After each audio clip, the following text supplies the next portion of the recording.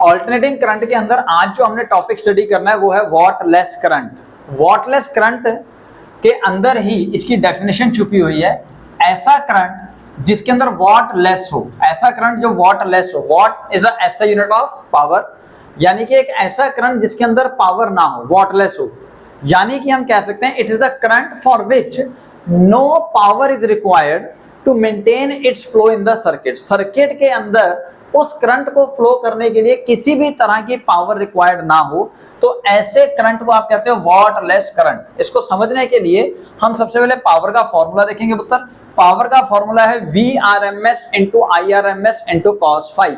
तो यहाँ पे cos फाई पूरा कहलाता है पावर फैक्टर, लेकिन फाई क्या है? Phi is the angle between VRMS and IRMS।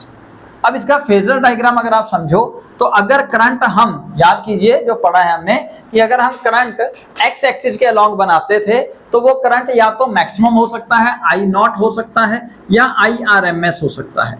Current at time t नहीं लेना, ये याद रखना है ना। तो इसको हम नहीं लेंगे, हम IRMS लेते हैं, क्योंकि फॉर्मूले में IRS समझना है। और potential across the resistance for RMS value same phase में होगा।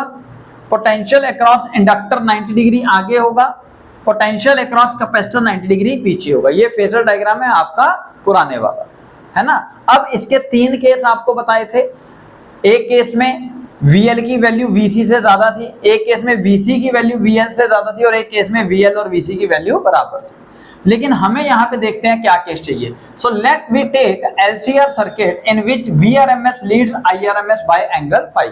यानी कि हमें ये वाला केस चाहिए जिस केस के अंदर VRMS की वैल्यू, फाइनल VRMS जो सर्किट का VRMS है पुत्र, सर्किट का LCR सर्किट का जो VRMS वैल्यू है वो लीड करे IRMS से बाय एंगल फाई। यानी कि हम कह सकते हैं VL is greater than VC वाला केस है। ठीक है, ये हुआ आपका VRMS और ये हुआ एंगल फाई। क्लियर हो गया पुत्र।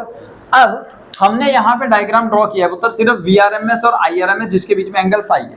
तो अब हम क्या करेंगे, हम IRMS को रिजॉल्व करेंगे 2 कंपोनेंट्स में। तो IRMS को रिजॉल्व किया, सपोज ये एंगल फाई है तो इसके अलोंग जो कंपोनेंट होगा वो IRMS cos फाई होगा, और उसका perpendicular component IRMS sin phi होगा। यानी कि अगर हम यहाँ पे ड्रॉ करेंगे तो ये होगा VRMS cos फाई, और इसका परपेंडिकुलर कंपोनेंट होगा पुत्र VRMS के परपेंडिकुलर IRMS sin फाई। ये लिखा है पुत्र, ये वाला कंपोनेंट। क्लियर हो गया।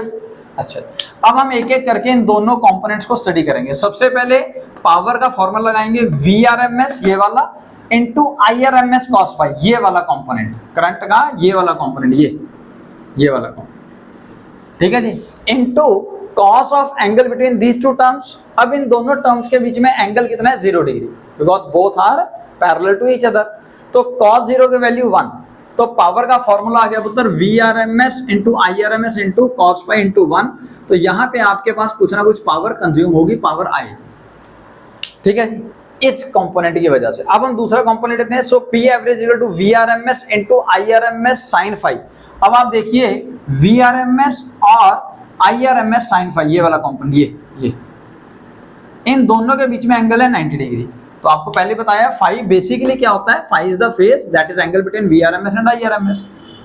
यहाँ पे IRMS के 2 कंपोनेंट है, एक IRMS cos फाई, एक IRMS sin फाई। अब IRMS sin फाई और VRMS के बीच में एंगल है 90 डिग्री। तो हम यहाँ पे cos 90 लिखेंगे पुत्र। cos 90 की वैल्यू 0 को किससे मल्टीप्लाई करोगे? 0। तो ये रही हमारी रिक्वायर्ड कंडीशन कि भैया पावर जो है वो 0 है। So it means IRMS sin phi, this component of current is named as whattless current. Whattless current, important for your board exams.